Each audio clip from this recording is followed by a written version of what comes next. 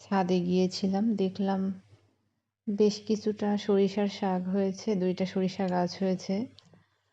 আর দেখলাম যে কিছু পুঁই শাক হয়েছে সুন্দর সুন্দর, আমাকে দেখে ডাকছিল যে আমাকে উঠিয়ে নিয়ে ভর্তা করে খাও। আসসালামু আলাইকুম। দেখুন শাকগুলো কত সুন্দর হয়েছে।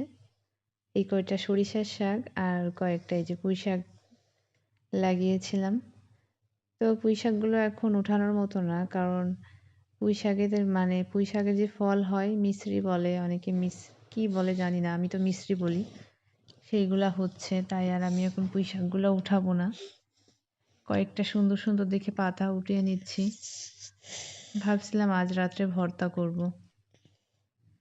তো যেই কটা হয়েছে এই কটাই আলহামদুলিল্লাহ, একেবারে কম না। ওই পাশে আরও কয়েকটা গাছ আছে, ওইগুলা থেকেও একটু কয়েকটা উঠিয়ে নিয়ে আসি। আপনারা কি কেউ পুঁইশাক ভর্তা খেয়েছেন কখনো? আমিও কখনো খাইনি, আজকে ফার্স্ট টাইম ট্রাই করব। খেতে মন চাচ্ছিল কোনো একটা ভর্তা। আসলে বাসাতে টুকটাক গাছপালা লাগালে একটু সুবিধাই হয়। মা আপনার ফ্রেশ সবজিও খাওয়া হবে, আবার মাঝে মাঝে একটু হুটহাট ভর্তা ভাত কিছু একটা খাইতে মন চাইলে, এরকম হুট করে বাজারে যাইতে অনেক সময় মন চায় না, হাতের কাছে থাকলে বেশি ভালোই হয়, সুবিধা হয়।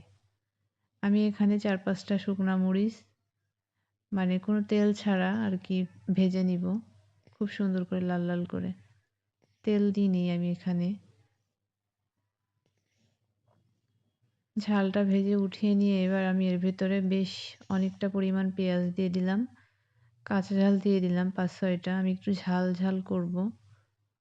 আর বেশ ১ মুঠেরও বেশি, ১.৫ মুঠ মতো আর কি আমি রসুন দিয়ে দিয়েছি, পরিষ্কার করে ধুয়ে রাখা। এর ভিতরেও আমি কোনো তেল ব্যবহার করব না এখন। এবার আমি এর ভেতরে সুন্দর করে পুঁই শাকের পাতাগুলা আমি কোনো কাটি নাই, আস্তে আস্তেই দিয়ে দিব। জাস্ট ২ মিনিট আমি এটা ব্ল্যান্চ করে নিব, একেবারে নরম করব না।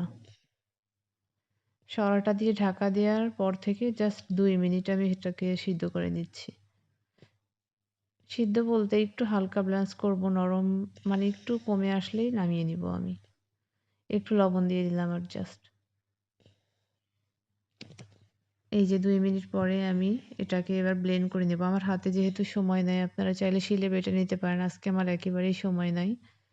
আমি যেকোনো ভর্তা শিলে করার চেষ্টা করি, কিন্তু আজকে আর হচ্ছে না। ব্লেন্ড করে নেওয়া হয়ে গেছে। আমি বেশ কিছুটা পরিমাণ সরিষার তেল নিয়ে তার ভেতরে আমি পুঁই শাকটা দিয়ে দিলাম। বিসমিল্লাহির রহমানির রহিম।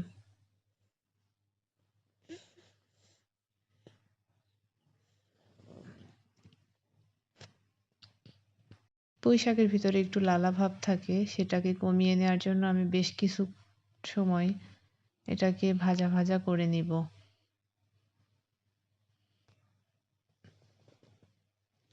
এখন আসলে দেখি সবাই যা কিছু আছে সব কিছু দিয়েই ভর্তা খায়, তাই আমিও একটু চেষ্টা করি আর কি, হাতের কাছে যেটাই থাকে ভর্তা করে খাওয়ার। আজকে ফার্স্ট টাইম পুঁই শাক ভর্তা করছি, খেতে মজাই হয়েছিল।